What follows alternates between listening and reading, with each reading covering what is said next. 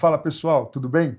Hoje nós vamos tratar de um assunto, de uma patologia que é tabu. Nós vamos falar sobre hemorroidas. Tá? Muita gente está sofrendo com isso e às vezes não procura ajuda por causa de tabu, por medo, por preconceito.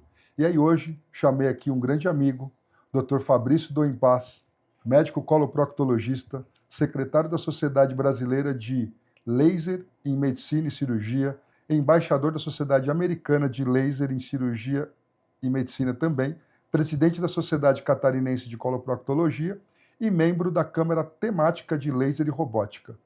Vai bater um papo com a gente aqui super leve, explicando os detalhes e como você procurar ajuda. Obrigado, doutor Fabrício.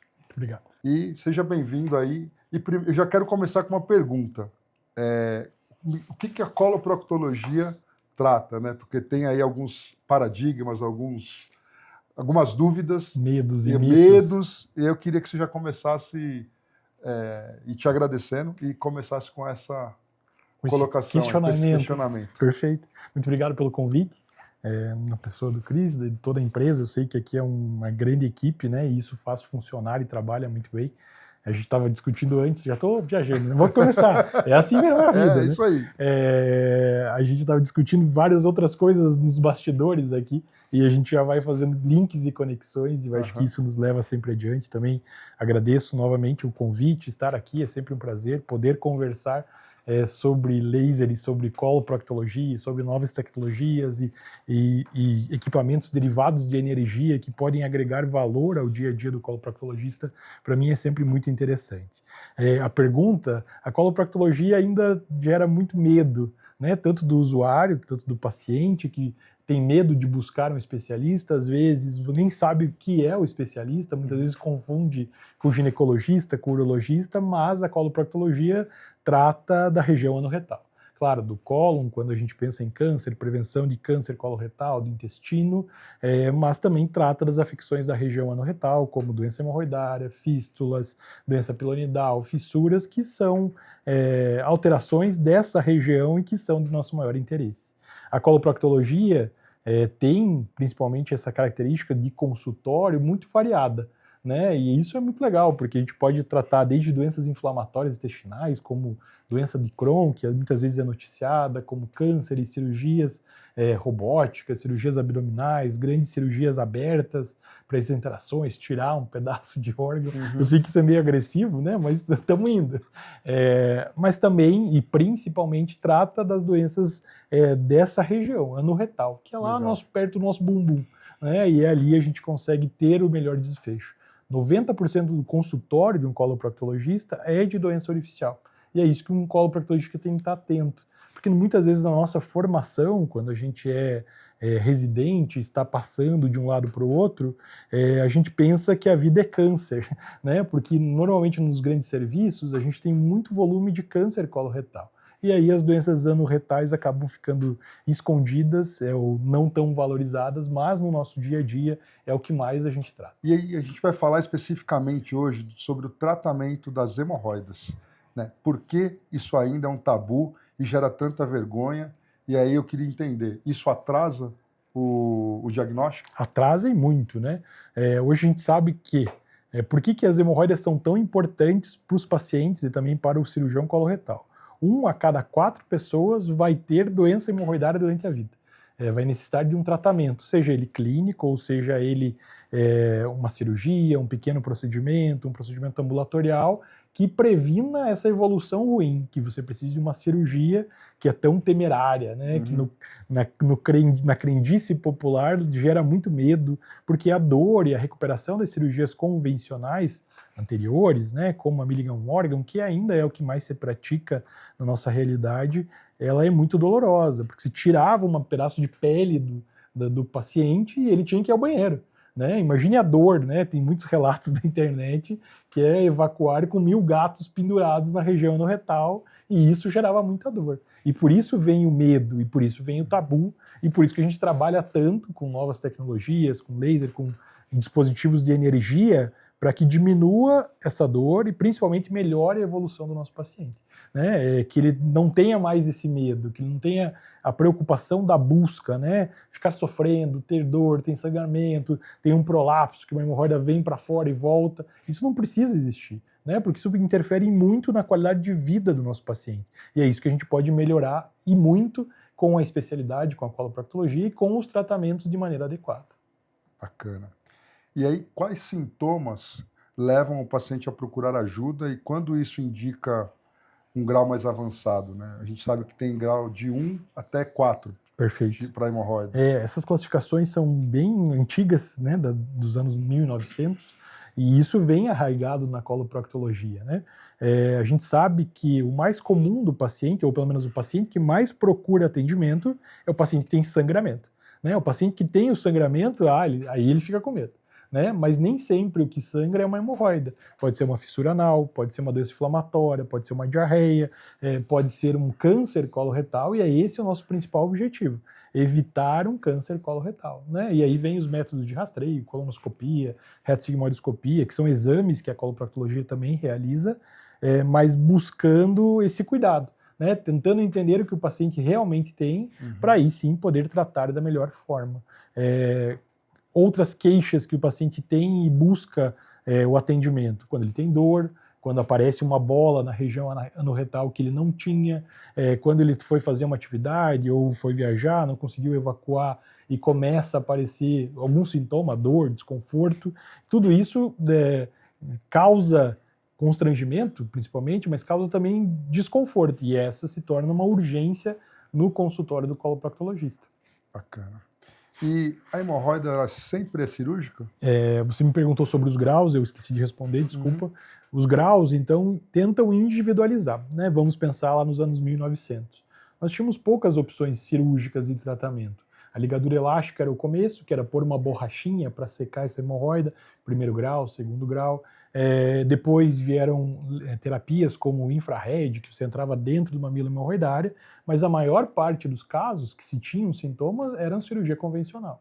E é isso que evoluiu e muito, né? Então hoje a gente consegue individualizar cada paciente para um tratamento adequado. Né? Então, hoje, uma paciente com uma hemorroida de segundo grau, nós temos uma gama, um leque de opções que vão de uma ligadura elástica, que vão para uma escleroterapia, que é pôr uma espuminha dentro dessa hemorroida, que vão para uma radiofrequência em que eu consigo selar esse estroma e melhorar essa evolução para o paciente, isso ele faz de maneira ambulatorial. Eu posso usar um laser para também secar esse mamilo hemorroidário sem precisar cortar. Aí, grau 3, aí ela começa a ficar maior, e aí vem uma enteropexia, que é uma suturinha que leva essa hemorroida para dentro, diminui o seu tamanho, associada ao laser ou com laser exclusivo, tem grampeadores. Tudo isso é pensado para diminuir a dor do paciente, melhorar esse desconforto pós-operatório. A gente teve casos recentes até que a gente operou usando tecnologias, as mais diversas, e uma delas é a radiofrequência, que você consegue que o paciente se manter em casa, ambulatorialmente, ou seja, ele vem, faz o procedimento, vai para casa, tem uma dor suportável nos primeiros 3, 4 dias, depois essa dor vai embora, no 7º dia ele tem um pequeno sangramento que já é esperado e explicado para ele, e isso diferencia toda a evolução do paciente. Então, a possibilidade de personalização do tratamento é a maior evolução que a gente tem. Então, deixa de ser todo mundo vai receber o mesmo tratamento sempre. Não é mais assim. E é isso que a gente tem que melhorar, e cada vez mais a gente tem mais opções. Legal. Nem sei o que foi tua pergunta, na verdade. Já viajei tanto, né? Já falei dos graus, já foi indo, né? Desculpa. Foi exatamente isso. Que quais sintomas levam a ele procurar ajuda e quais os graus e tal. Você sabe que a gente conversa, né, cara? A gente vai falando. Se todo sangramento era hemorroida também. Tem uma fama que a cirurgia de hemorroida dói muito. Ainda é verdadeiro isso? Depende, né? De novo, a gente quer individualizar o tratamento, ou seja, eu quero pegar um paciente com um sintoma inicial e não precisar cortar tudo. A dor vai ser completamente diferente. Né? O paciente que não precisa tirar esse tecido, que consegue evacuar de maneira adequada, que tem pouca dor, pouco desconforto, pouco estímulo, que usa energia, que usa uma radiofrequência, que usa uma ligadura, que são opções que o paciente faz o procedimento e vai para casa. Né? E vai usar um anti-inflamatório em casa por 1 dia, 2 e só. Né? Então essa dor cada vez é menor. Claro, Quanto mais precoce é o diagnóstico, mais precoce é o tratamento, mais opções eu tenho, menos desconforto o paciente vai ter na evolução e principalmente na reabilitação. Vou te contar uma história, né? Uma cirurgia convencional em que nós ressecávamos, tirávamos os mamilos grau 4, por exemplo, estavam todos para fora, essas cirurgias eram de excisão. Então eu tirava todo esse tecido e ficava aberto. Aí sim, nós teremos quase 60 dias de reabilitação para começar a pensar em vida normal. E ainda temos o risco do quê? De uma estenose, que é fechar o canal anal, o cara não conseguir evacuar direito, de ter um defeito de cicatrização, e aí eu tenho um corte, que é uma fissura anal que não cicatriza, eu tenho uma hipertonia, que é o esfíncter ficar espástico, né, de tanta dor, que não me permite uma cicatrização adequada. E é isso que a gente não quer mais, né? Então, a evolução dos tratamentos vem para isso, para melhorar principalmente qualidade de vida, né? A gente não está lidando com uma doença como um câncer, que é uma doença maligna, que eu tenho que cortar tudo, tirar tudo, né? Eu posso tratar em partes. Então vamos lá, vamos fazer por exemplo, um Rafael, uma radiofrequência num mamilo, vamos fazer uma ligadura num outro mamilo menor, e isso você vai fazendo por sessões. E o paciente não precisa ficar internado, o paciente diminui esse custo tanto para ele como social, né? Eu não preciso de afastamento do meu trabalho, eu posso fazer e continuar a minha jornada ao dia a dia, e isso é completamente diferente tanto para o paciente como para o médico, né? Tá.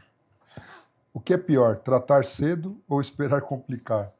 O que é pior? Pior é esperar complicar. Com certeza, né? Por quê? Porque daí você perdeu a chance de fazer algo minimamente invasivo. Né? Hoje a moda é o minimamente invasivo, todo mundo fala, né? Por quê? Porque você consegue, com a menor agressão ao tecido, ter a melhor recuperação. Essa é a grande diferença e o segredo do minimamente invasivo, né? Então, esperar complicar é uma falácia, né? Uma coisa que foi enraizada na nossa cabeça.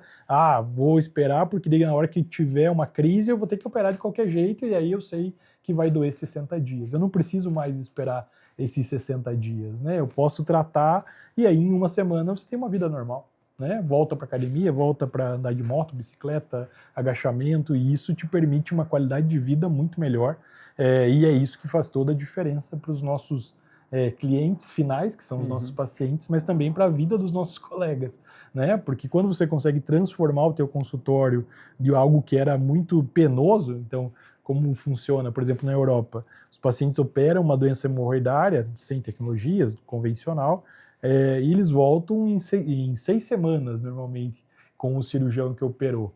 Por quê? Porque daí a ferida já está boa, já está em cicatrização. Mas diferente aqui no Brasil. Aqui a gente não consegue uma filosofia como essa. Por quê? Porque o paciente tem uma demanda completamente diferente. Então ele quer ver o médico em uma semana, ele quer ver o médico em 2 semanas. E por quê? Porque se você consegue intervir no pós-operatório, saber como ele está evoluindo, ver o que pode ser feito para melhorar ainda mais essa dor e esse desconforto. Tá.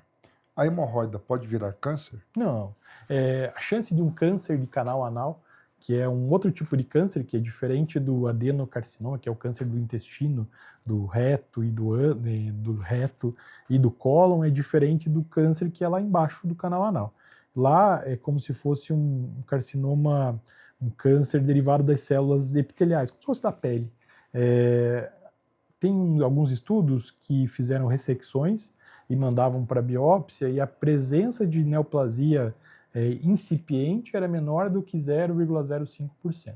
Então a chance é muito rara, né? Pode ser que você tivesse um HPV, uma outra lesão, outras alterações da pele, que aí sim favorecessem a um câncer do canal anal, mas a hemorroida normalmente não evolui com um câncer. Claro, quando você tem 10, 20, 30 anos de doença hemorroidária, que faz um prolapso, fica vindo para fora, vai machucando, esse machucar múltiplas vezes favorece sim a um câncer, né? Mas um tratamento precoce previne isso e muito, né?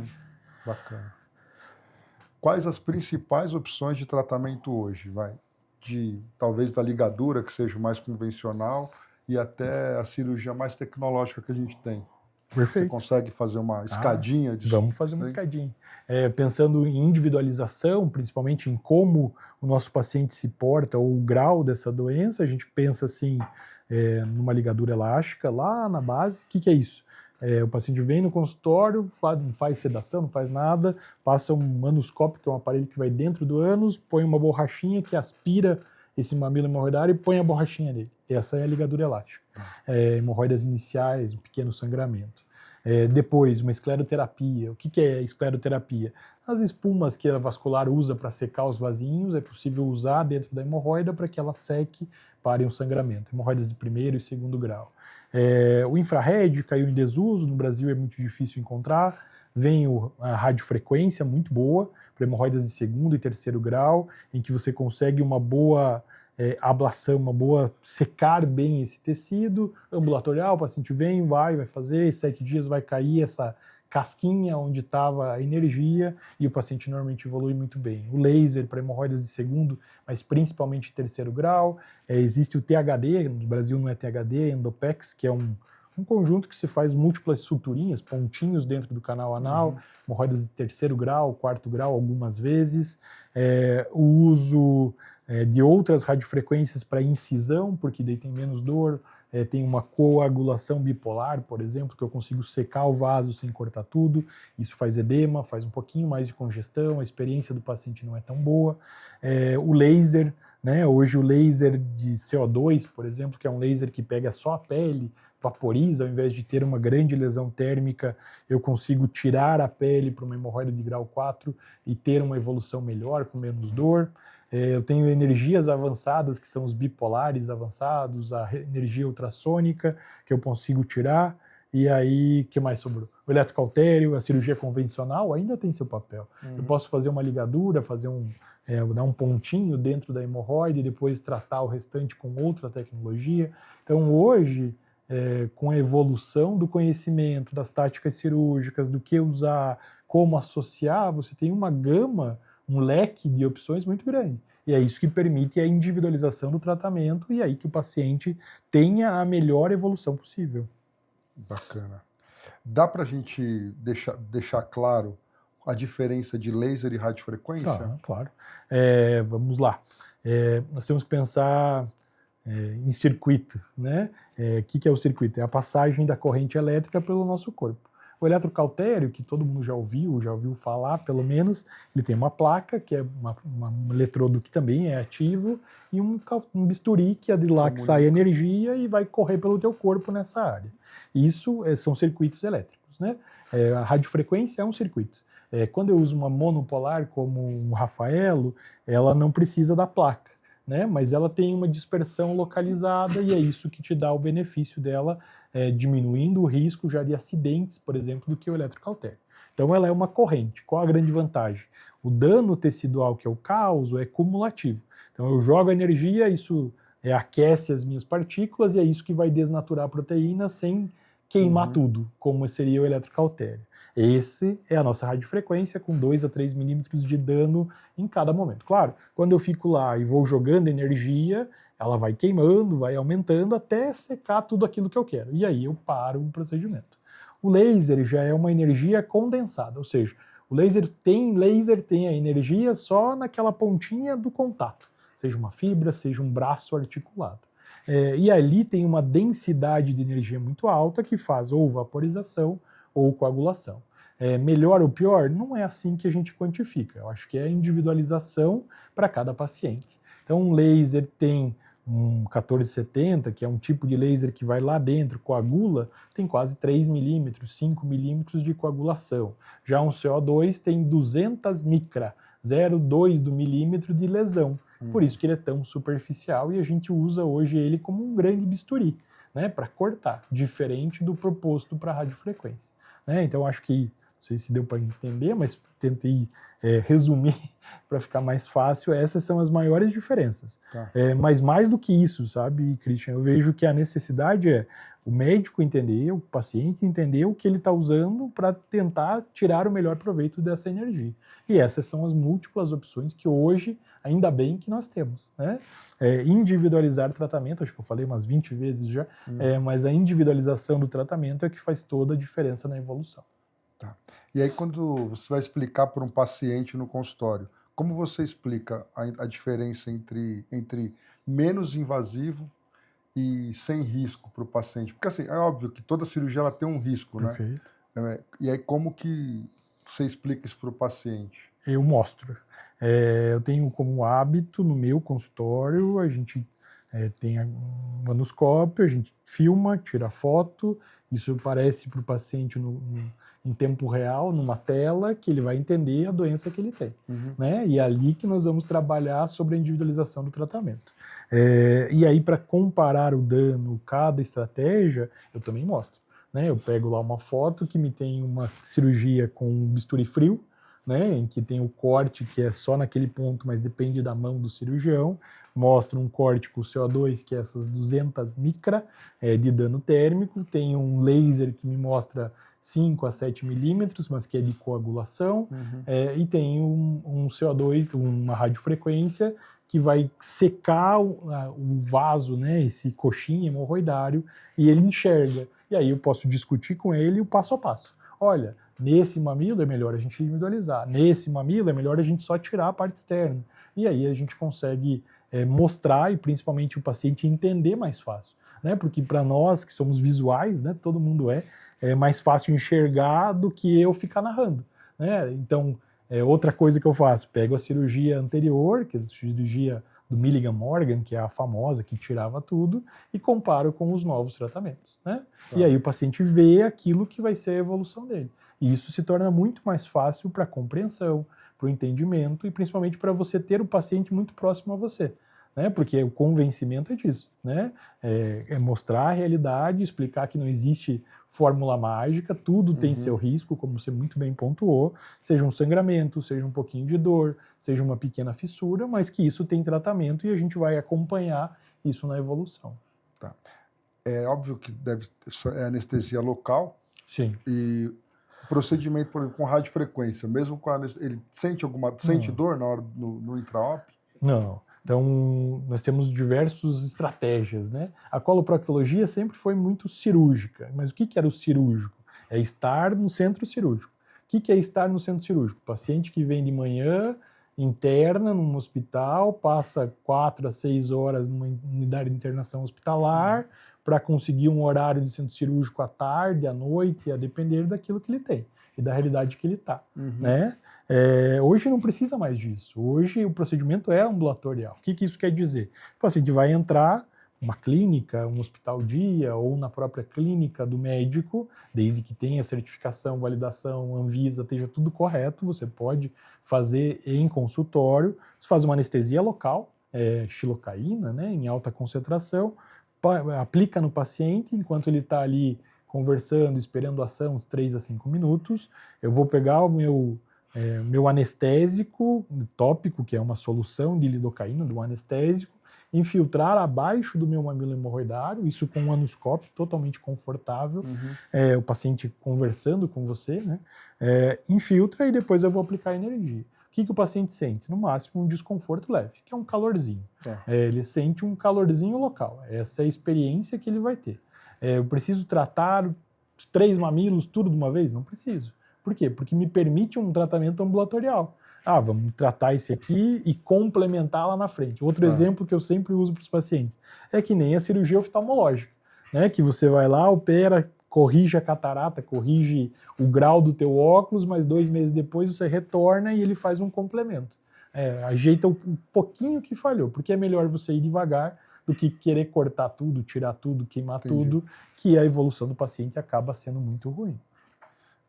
A próxima pergunta, quase que você respondeu, mas ainda falta um detalhe. O resultado é imediato ou progressivo? Acho que é legal a gente detalhar isso aí, porque a gente está falando, só para ficar até claro, né? A gente está falando aqui para aquele leigo que não conhece, né? A gente está falando de um procedimento, de uma patologia que ainda é tabu. Medo, né? Que a cirurgia gera medo, né? E a cirurgia gera medo também. Falou em cirurgia, qualquer coisa... Ainda mais na região anorretal, né, cara? Então, acho que é importante a gente falar isso. Acho que a gente tem algumas... Aí, talvez, cada procedimento tenha a sua vantagem, né? De resultado, Perfeito. Da progressão disso. É imediato ou é... Isso aí. Então, uma ligadura elástica você enxerga. Pois a borrachinha, qual é o risco da ligadura? Ela ficar muito baixa. E aí o paciente tem uma dor excruciante, né? Por quê? Porque fica junto do canal anal e o paciente vai sentir isso por 7 dias, até isso morrer, cair, e aí tem uma cicatriz lá que o paciente não vai gostar.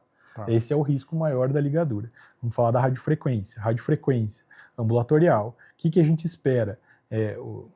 Quando a gente acompanha a cirurgia, você vê uma grande retração desse volume hemorroidário. Então, no momento cirúrgico, você vê que ela enxuga, que ela volta, né? Então, isso faz uma pexia térmica, ou seja, eu jogo o calor, é isso que vai retrair esse mamilo hemorroidário que eu tratei, e você vê na hora, né? Ele fica branquinho. E aí esse branquinho é o meu limite térmico. Ou seja, eu já joguei energia suficiente, coagulou até a superfície, e isso é suficiente para ir tratamento desse momento. Posso tratar 1, 2 ou 3 hemorroidas a depender da evolução do paciente, da sintomatologia, daquilo que você definiu com ele previamente, né? E aí eu vejo essa retração de imediato. 7º dia eu tenho um pouquinho de inchaço, normal, é o dia do inchaço, da resposta inflamatória do tecido. E aí com 14, 30 dias eu tenho a remodelação dessa cicatriz e aí o resultado final. Então, uma radiofrequência, por exemplo, é muito bem indicada para mamilos de 2º, 3º grau, e grau 4 são exceções, né? Porque grau 4 está tudo para fora, né? Então aí o paciente vai ter dor, e aí não é esse o objetivo do tratamento, é ser minimamente invasivo, é propor a esse paciente a melhora. Já quando a gente muda para um laser, por exemplo, ou para uma pexia, muitas vezes você não vê o resultado imediato, né? Você vai ter esse resultado em 2 semanas, 4 semanas, que é o momento da remodelação desse tecido, e é isso que vai retrair esse mamilo hemorroidário. Então, entender a energia que eu estou usando vai fazer a diferença para eu entender o meu pós-operatório e saber intervir e avaliar adequadamente o meu paciente, né? E eu vejo essa interface, né, essas possibilidades, é muito legal, né? Porque você consegue, de novo, ajustar para cada um, entender o que vai acontecer, conversar previamente para explicar o passo a passo e aí sim ter a melhor evolução possível para os nossos pacientes. Acho que o grande desafio do cirurgião hoje é que a anatomia ela não é exata, né? É isso aí. Cada paciente tem uma anatomia Diferente.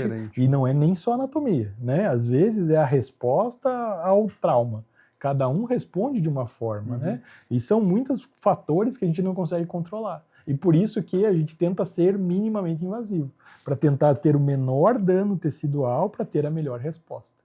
E isso não é exato, como você bem frisou, né? Porque tem um que é tabagista, tem um que é obeso, tem um que tem um prolapso associado a uma retocele, a um distúrbio evacuatório, então são muitas variáveis e a gente tenta sempre individualizar para que a evolução seja melhor. E por isso que não existe 100%, né? Qual a importância da melhor indicação e o treinamento do médico para o sucesso do procedimento? Toda, né?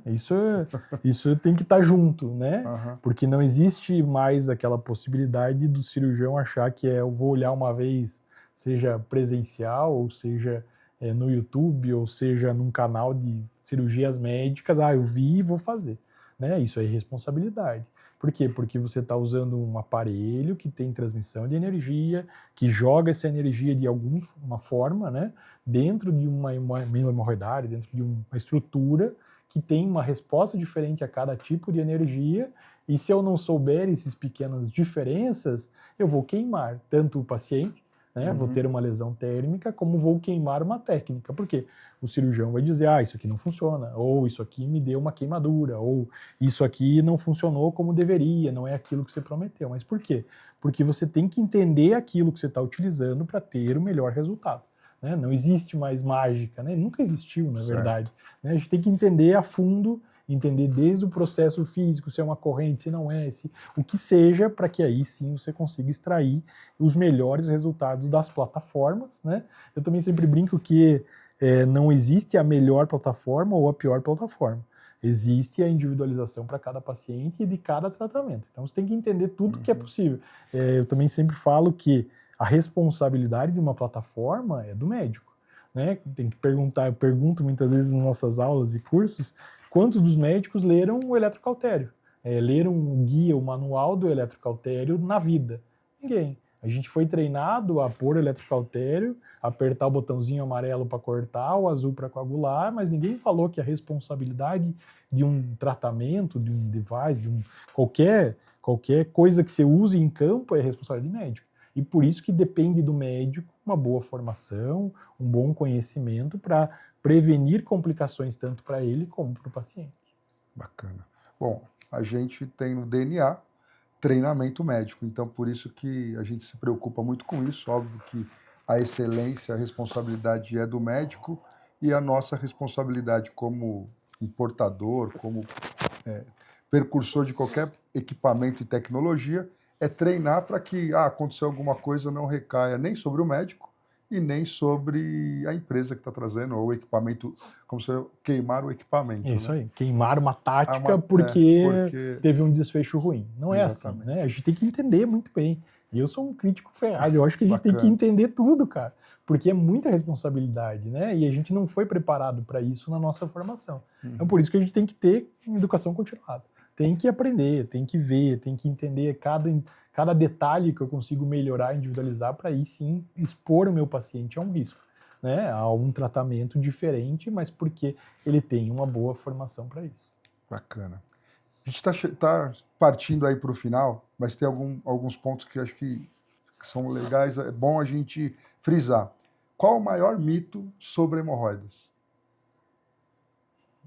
Com certeza é a cirurgia, né? A dor pós-operatória, né? Esse é um mito enraizado na sociedade, né? Porque todo mundo que tem doença hemorroidária chega no consultório e fala, não, eu não quero operar, porque o meu parente, o meu vizinho, o meu amigo que operou ficou 60 dias sem evacuar direito, que tinha dor, eu escutava os berros de casa no momento que ele ia no banheiro, e isso era uma realidade, né? Então, imagine, na década de 80, os pacientes chegavam a ficar 15 dias internados num hospital para fazer um pós-operatório de hemorroida. Imagine, uma cirurgia de baixa complexidade, com baixo risco de complicação, mas que para evacuar, para ter controle da dor, o cara ficava lá, né, deitado numa cama do hospital, ocupando um leito, e isso não tem que existir mais, né, e não deve existir mais. Quem fica internado é que tem alguma morbidade muito alta, um cara que é coagulopata, um problema cardíaco, que precisa de alguma outra intervenção, porque hoje os procedimentos são ambulatoriais, e é isso que radiofrequência permite. Né, fazer um procedimento no consultório com segurança, com cuidado adequado, com a melhoria dessa evolução pós-operatória, porque você consegue otimizar tudo isso aí, né, e controlar o paciente com contato. Né? Você manda uma mensagem, pergunta se está tudo bem, ele vem ao consultório, ele sabe onde ele tem um pós-operatório muito mais tranquilo, e isso faz toda a diferença. Né? Bacana. Que mensagem você deixaria para quem tem os sintomas, mas tem vergonha de procurar ajuda? Busque ajuda o mais precoce possível, né? Não é nem a questão dos sintomas. Às vezes você percebe uma bolinha, você vê essa nodulação, você sabe que tem uma doença hemorroidária, ou imagina que seja. A vergonha é muito do paciente, né? O médico está ali para um apoio, para uma ajuda, para uma individualização de tratamento, e quanto melhor for essa individualização, mais rápido for essa abordagem, maior é a chance de sucesso sem precisar cortar tudo. Né? Individualizando cada um dos pacientes, cada um desses mamilos hemorroidários, né? Porque o mesmo paciente pode ter hemorroida de primeiro, segundo, terceiro e até de quarto grau. E por isso que você não tem que cortar tudo, né? Você pode individualizar e isso faz toda a diferença. Então, apareceu sintoma, busque ajuda, né? Não fique esperando, quando eu tiver 60 anos eu vou buscar. Imagine, né? O paciente que vai evacuar, vem um prolapso, vem uma bola para fora que ela tem que empurrar toda vez, e durante o dia essa bola sai e aí suja a roupa íntima. Né? Tem uma mucorreia, um paciente que senta lá e começa a ter coceira na região anal porque tem produção de muco, porque fica úmido, porque não consegue limpar direito. Né? Então são muitos fatores que a gente tem que cuidar, porque isso melhora em muito a qualidade de vida do paciente e faz toda a diferença o cirurgião estar capacitado, tanto para entender o paciente cada vez mais, entender melhor o paciente, mas principalmente para saber como tratar dessas diversas formas, né? Porque já não é mais apenas uma solução, não é apenas só cortar, né? É entender aquilo que está utilizando para ter os melhores resultados. Legal. E para os médicos que querem oferecer essas tecnologias, qual que é o primeiro passo? Treinamento. Busca ajuda, né? Não existe milagre, não dá para pegar uma plataforma que você nunca viu e começar a aplicar, que isso o resultado não vai ser adequado, né? A gente passou muito tempo com problemas de padronização, né? Cada um fazia de um jeito. E hoje a literatura, as empresas como vocês dão esse suporte, né, para um ajuste, para como começar, mas principalmente a necessidade do treinamento. Você tem que enxergar, entender a física, entender o processo, saber aquilo que você está entregando para que aí o resultado seja o melhor possível. Né? Busque informação. A informação hoje, com certeza, é o bem mais valioso e é que faz toda a diferença para os nossos pacientes, mas como cirurgião para a nossa vida também. Né? Bacana. E aí eu queria que você deixasse umas considerações finais para o nosso ouvinte, para o nosso espectador. Perfeito. Busque ajuda, né? Acho que é a primeira. Sempre que você tiver algum sintoma, não fique esperando. O Dr. Google já perdeu a chance, né? Ele perdeu o posto para o Dr. ChatGPT agora, né? Então pro Cláudio. São muitos novos doutores, cada vez mais assertivos. Uhum. Isso também é uma coisa importante. Você pode buscar informação de qualidade nas redes sociais, muito pouco. Às vezes a gente tem uma exposição exagerada nas redes sociais, mas são pessoas que têm um bom renome, uma boa autoridade, que são corretas, existem também nas redes sociais, nos mecanismos de buscas, como a gente acabou de conversar, mas sempre busque auxílio. Uma conduta médica adequada é essencial para que você entenda aquilo que você tem e pense no melhor tratamento. Né? Não fique esperando ter o sangramento aos 60 anos, não fique esperando, quando complicar eu vou buscar ajuda, porque isso já não é mais uma realidade. E aí, nesse momento da complicação, em que tudo está para fora, não tem mais o que fazer, aí é apenas a cirurgia que tem os 100 gatos pendurados, que dura 60 dias para correção, é essa opção que você vai ter. Então, busque ajuda no momento que você tem um sintoma, porque tem tratamento minimamente invasivo, grandes opções para uma evolução muito melhor, com muito menos desconforto e principalmente que o paciente se sinta atendido nas suas expectativas e melhore cada vez mais, né? Porque sofrer, né, ter dor, ter desconforto não é vida, né? Você tem uma limitação muito grande que muitas vezes você nem percebe por tanto tempo que teve essa limitação.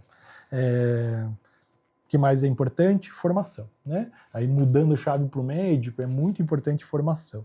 É entender a física, entender aquilo que você está utilizando para extrair, sim, os melhores resultados, tanto para você, né, porque te dá segurança para uso, como para o paciente também, do uso seguro e correto das tecnologias. Bacana. Acho que era isso. E agradecer, né? Agradecer vocês, GenesisMed, pela parceria, pelo apoio, por essas iniciativas de conversar, né, com os diversos públicos para que a gente tenha os melhores resultados sempre. Bacana. Eu que te agradeço pela sua disponibilidade. Você está aqui em São Paulo de passagem, no meio de um evento, de um congresso, e aí você se predispôs a ceder esse tempo para a gente.